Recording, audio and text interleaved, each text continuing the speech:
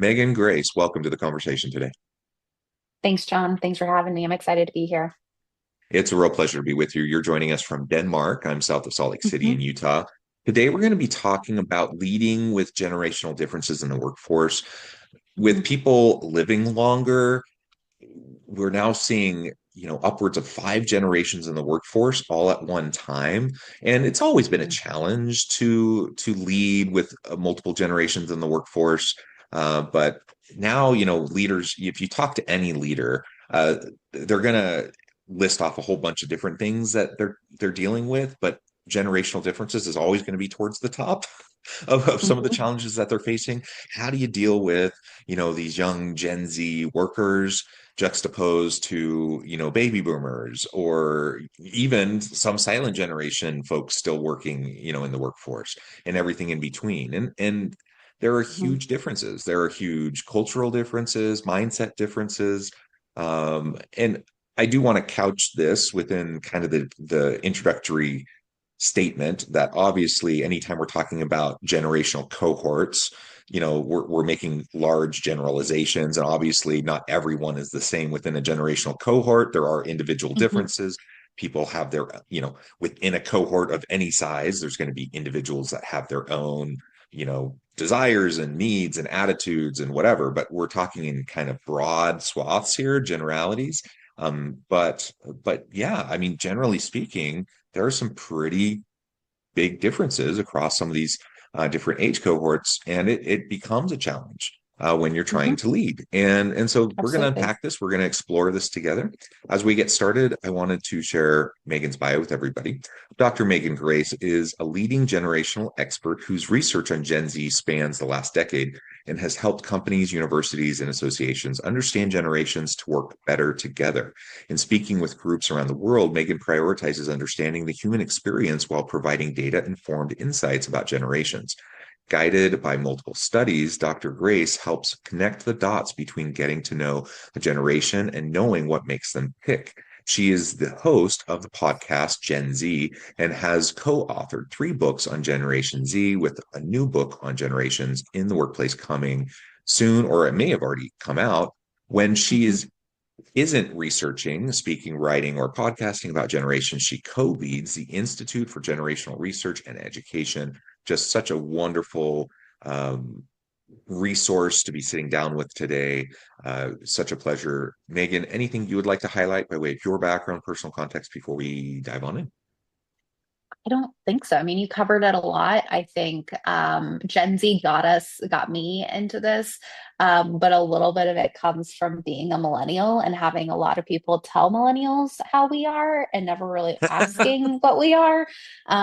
It was really funny because, like, as a millennial growing up, that's kind of right around when generational research really took off. Like, we knew about previous generations, but like the study of them. And it's just funny because like we got painted as like the me generation. I was like, but nobody actually Yeah. asked me. So I just find that really ironic. But yeah, Gen Z got us into it. But honestly, my millennial experience has really powered me to be like, how do we create better collaborative conversations about generations instead of, again, pitting each other against each other? Because that's not going to do us any good. Never has, never will. Yeah, absolutely. And I am right in that, it's been coined the Zennial kind of in Mm, between generation. I'm like right at the tail end of Gen X, right at the beginning of Millennial, kind of that no man's land, kind of right in between, where I really identify with both. And yeah, so I started doing generational studies around millennials. Yeah, probably 15 years ago, because I was fascinated by all the rhetoric around millennials, and a lot of kind of like these kids, kids these days kind of rhetoric, that was going on, and I was just fascinated by it. And of course, now it's all transitioned to Gen Z, Gen Z hmm socially, societal commentary, but also within the workplace. And it's so interesting because it just all shifts, right? Every generation, Yep. every new generation, it's just kind of the same thing. And I suspect if we go all the way back in time to silent generation or baby boomers, they were saying the same thing about Gen X, just in different ways. And so some of it is just simply the fact that the youngest generation coming in is always going to deal with, some of Hmm. this kind of, the newcomer effect of, being the new ones in the workforce, the new ones, as young adults. But that said, there are still some pretty dramatic differences as a cohort, right? As an age cohort. Hmm. Yeah, absolutely. And a lot of that comes from, I mean, that the difference in that is like the way that I describe it is our brains growing up, like the human Yeah. brain develops. We've got that pretty locked down on how we know that occurs through being a teenager, adolescent, and young adult. Like we've known that for a while. But it's how that, teenage and young adult brain is reacting to the world around them is really where we see that big shift in generations. And so that's a little bit of the theory behind it. The theoretical kind of underpinnings is what's going on when people are, coming up in the world is really the big lens that creates this generational cohort culture of what we look at it. And that's where it's like we're having cultural differences in the workplace, in different environments, different organizations, different institutions of society, is that we've got different cohorts of people trying to say, this is what's important to me and this is how we do things. And I think for a really long time, like it was just very like kids these days, or my current favorite Yeah. is like older people just don't understand it. They'll never Yeah. understand Yeah. it kind of thing. And it does us no good to be like, how dare those old people or how dare those young people. But that is just how it's been through society. Like you can trace it back in media to like early print media where it's like today's youth are lazy, and we're like, yeah, we hear Yeah. that today too. Yeah. Yeah. Yeah. Well, and yeah, and it doesn't just go from kind of older generations towards younger generations. It is also younger generations toward older generations. So kind of the whole boomer thing, right? Like younger Mm-hmm. people, calling everyone who's like over 30 a boomer anytime they say, which I just think is Hmm. hilarious, because do you actually know what a boomer is? Yep. But anyways, it's just funny. I find it hilarious, because I'm no, I'm not a baby boomer. Like I'm actually quite a bit younger than a baby boomer, but I get it. It's just kind of a meme, right? Anyways, so all of that's fascinating. It's a fun backdrop, I think, to the broader conversation. Let's dig in to really this dynamic that we have of just so many generations working side by side in the workforce today, more so than we've ever Hmm. seen in Yeah. the labor market. Talk to us a little bit about that. You're absolutely right. So we've got older generations who are living longer, staying healthier longer, staying fit longer, Yeah, that it's this, they're trying to stay engaged in the workplace. And so we've got a larger, older population than we've ever had working. A little bit out of necessity, but then also out of capability. And yeah, people are either not retiring or they're kind of doing golden retirements where they're like, I did my 30 plus years in corporate finance. I want to go work at Lowe's and talk about my true passion in life, which is woodworking, right? Like, so they're kind of reconnecting in retirement as well. And so we're seeing that with baby boomers, and we're seeing that with fewer silent gen. There's not as many living, but there are some that are out there and they're working. And so that's one piece of it. Then we're I'll, also I'll seeing use this just kind of, as an example, yeah. my mother who just retired like 2 weeks ago. She Hmm. is 76 going on 77. She's a Hmm. social worker. So she just retired from her full-time social work job, like going on 77, but she still like runs a bed and breakfast. So Of like course. and she'll probably continue to do that, and she's very healthy. She'll probably continue to do that. That's a very like, you got some work in the morning. She doesn't clean or anything. She has other people that does that. So she like, Hmm. she books the room. She'll like make the breakfast in the morning. She greets the guests, like, and she really likes that. She likes the Yeah. personable stuff. She'll probably do that as long as she can because she likes it, Yep. right? Well, and But that's like, also that supports like what we learned from gerontology of healthy aging has it helps people with a sense of purpose. And mhm, then this idea of having social connection. And so that's actually probably your mom staying focused on something is probably going to extend her life, even though it feels counterintuitive to rest to continue to work. It's a lower, slower pace of work, but it's filling a lot of cups that gerontologists would say is important for older people to stay active mentally and socially and physically.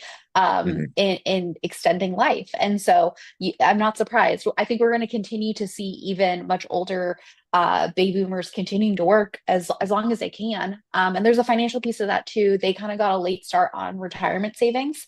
And so some of them are feeling kind of the pressure of, yeah, they've got enough to live on, but they might want to be able to have a little extra money for vacation or take the grandkids and go do something. And so they're working kind of for fun money on top of their retirement right now. Yeah, yeah, absolutely. And sorry, I interrupted you. No, no, no, no, not a problem. But I was like, yes, that's actually probably a good thing for Lee, keeping her brain and body moving. And that's the Yeah, best thing for people as they get older. yeah, yeah. I agree. I think for her, it's a great situation. And uh, obviously, it depends, right? It depends on the situation. And I don't want anyone who's older who has to work like a grinding job just because they Mm-hmm. can't retire, right? Like that's not the Yep. same thing though. And she's in a great situation. Anyways, but you're right. Like there we just have people living longer, being healthier longer, having skills that they can contribute longer, and people switching careers, and in later years often deciding, hey, I don't want to do the corporate grind anymore. I've done the executive stuff. Maybe in my last, golden years, I'll just scale back. Like I'll continue to work, but I won't do the high stress stuff, right? I'll do Mm-hmm. stuff that's I can still interact with people, I can still contribute, I can still demonstrate my capabilities, but I don't have to like do the grind. I don't have to stress. I can Mm-hmm. scale back, right? Well, and that's even where we're seeing sometimes baby boomers, we're also seeing as they're staying in the workforce of like taking a step back from being like, I don't need to be the managing partner. I just want to be a Yeah. contributor. Like my dad has been in his role, he's a baby boomer, he's done his work for most of my life. And so, like, my conscious memory is my dad in this industry. So he has 30 plus years of experience in this. And they're like, do you want to lead a team? He's like, I do not want to be responsible for other people. I just want to do my job. I want to get my benefits. I want to enjoy who I work with, but I don't want to be responsible for supervising or managing people. And so I think that's also an interesting thing of as we think of workers on the older end of the spectrum of who's still engaged, of meaningful engagement doesn't necessarily always be managing or supervising others, but my dad is also a really good mentor to the younger members of his team to say, Yeah. I did this job analog before computers were a part of this. So let me teach you the mental models that are necessary.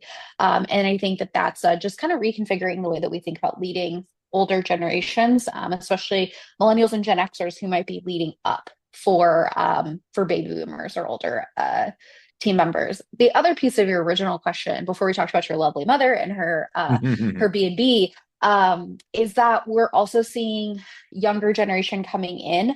And the kind of the joke with college students is like, I've got 5 years of work experience, even though I'm 18, or like, because they feel the pressure of needing to be competitive in the job market. So they're kind of stacking skills, they're collecting skills, and they're kind of preparing to get into that job market. Or what we're seeing as a growing trend with Gen Z is really questioning whether college is the right route for Yeah. them, or if workplace training for software coding is going to be more valuable for them to start work and do a Google, developer boot camp and then go into software coding. That's some students, or that's some young people, not all of them.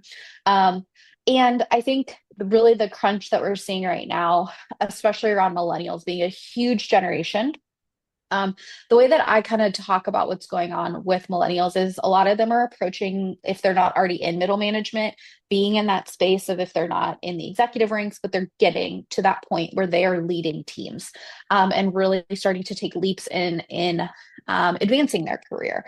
But the best way to put what's happened to millennials about 2 or 3 times in their career development is that the rules of advancement, the rules of how to get ahead in work have changed. So between the 2008 recession, the pandemic, and just about everything else that has occurred, as much as they're playing by the rule book that was written by and for baby boomers and then followed by Gen X, it does not apply to them anymore. So the idea of loyalty in the corporate grind is really being confronted by our younger generations. And that's creating a big friction point for Gen Z, who's never fully subscribed to the idea of corporate loyalty and this idea of like being a lifer.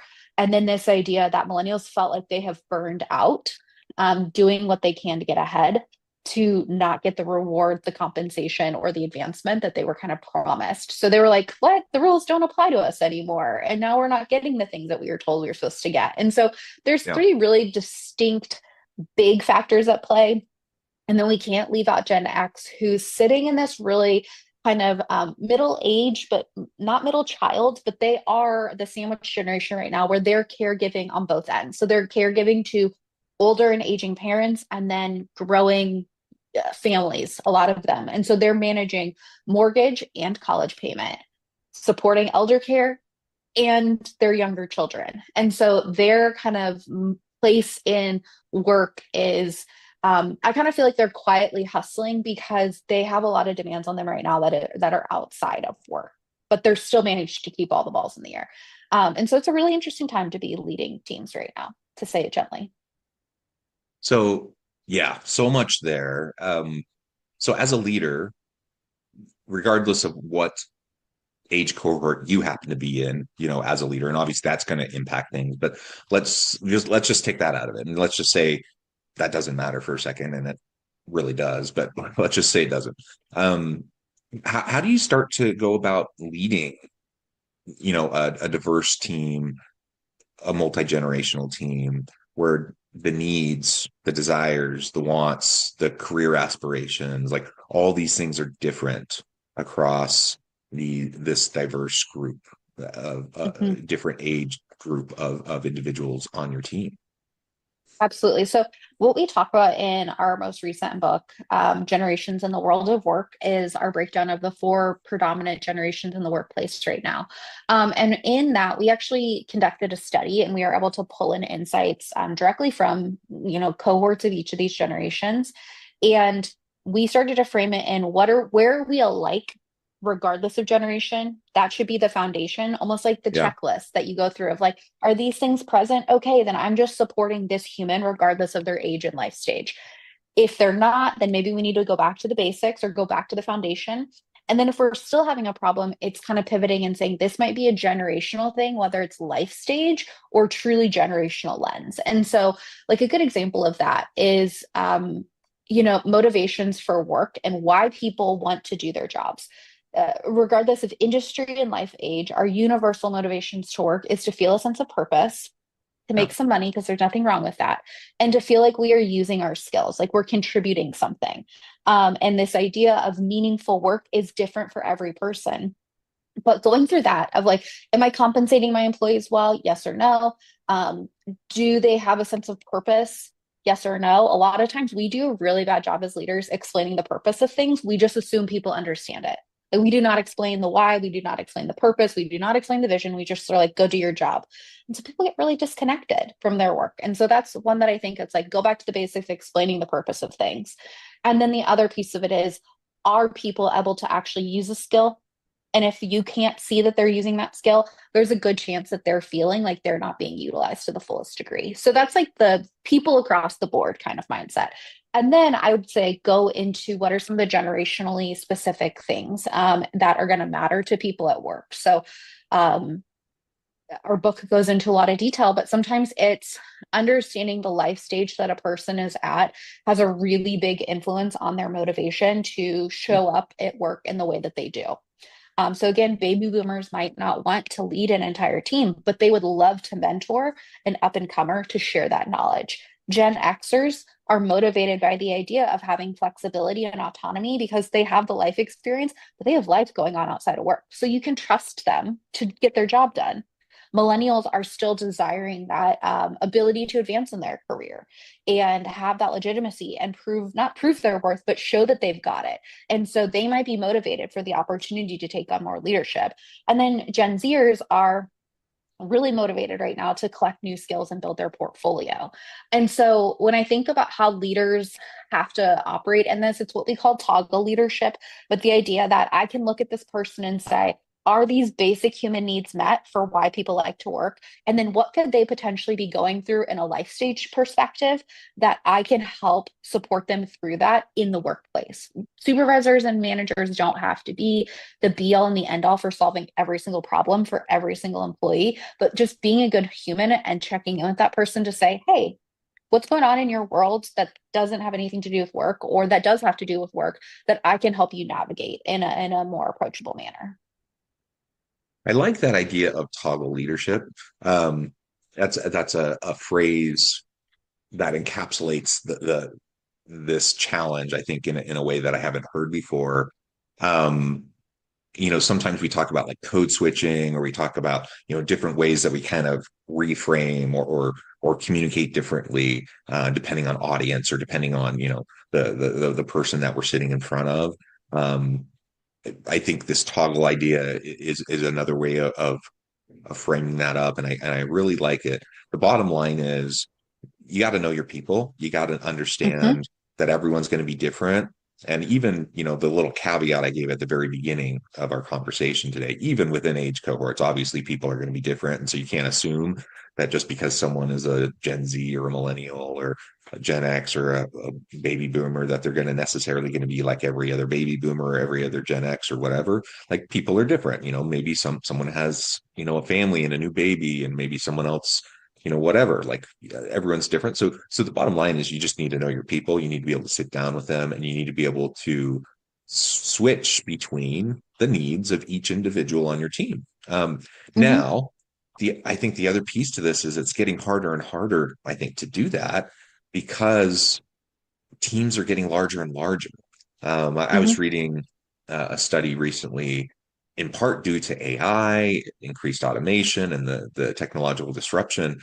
Teams are growing, mm-hmm, and so managers, supervisors are often now leading instead of kind of the old idea of like span of control was, a leader might, have a team of like 7 people, or something like that. A large team might grow in upwards of 10 to even 15. Now there are organizations that have leaders that are leading teams of 30 to 40 people, because of like AI and automation, and they figure, oh, that's doable. That's kind of nuts, right? And so now that we're in this brave new world of like leaders trying to like personalize their approach, uh, in the way that we're talking about, it becomes harder and harder. Any thoughts on that? Like how do you lead a diverse team in terms of all forms of diversity, but mm-hmm. specifically to what we're talking about today in terms of generational diversity? How do you lead effectively a diverse team, a generationally diverse team, if you're in that kind of a dynamic, like with a huge team? I think that the thing that I think a lot of times, both leaders and those being led, we rely on assumptions, right? So we assume that other person is going to take the time to tell me about themselves. Well, if I don't feel like I know that much about the person I'm leading, it's my responsibility. I always believe that leadership is a responsibility, and it is both a burden and a gift. And so, like, if I don't know that much about the person that I'm leading, that's on me. So I need to be the person that's brave and ask the question and go say, what's going on in your world? Don't tell me about work yet. Let's take 5 minutes. Not like, how's your weekend, but like, what is going on in your world? Like, what's something you've done outside of work that you've really enjoyed? And that is a small thing that creates that connection.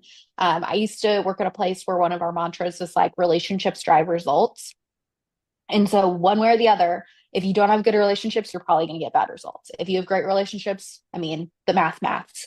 And so I think it's sometimes it's hard when you've got 30 people that you need to be accountable for, and you might not become best friends with every single person on day one that they work there.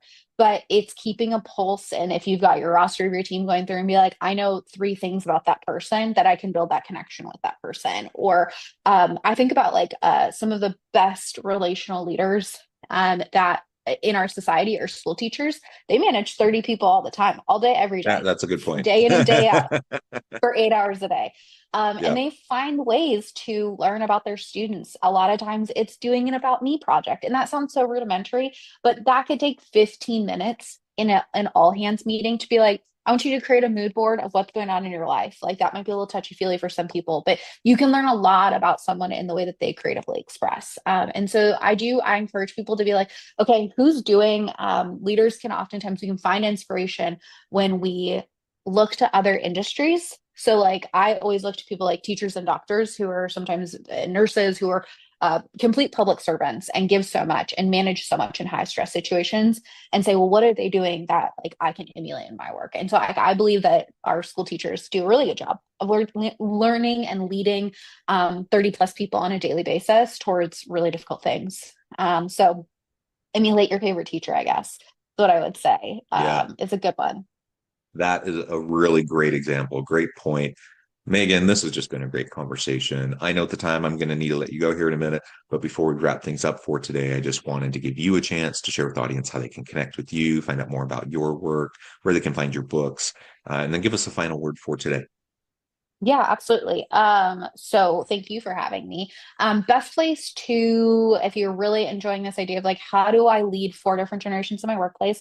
Our book, Generations in the World of Work, is there for you. Available on Amazon, also through our publisher. So we can make sure that links go out for that. It's an actionable read. We really never try to write about research without it being like, you can also do this. So that is one way. You can follow along with the Institute for Generational Research and Education. Our website is Institute for the number four, gens.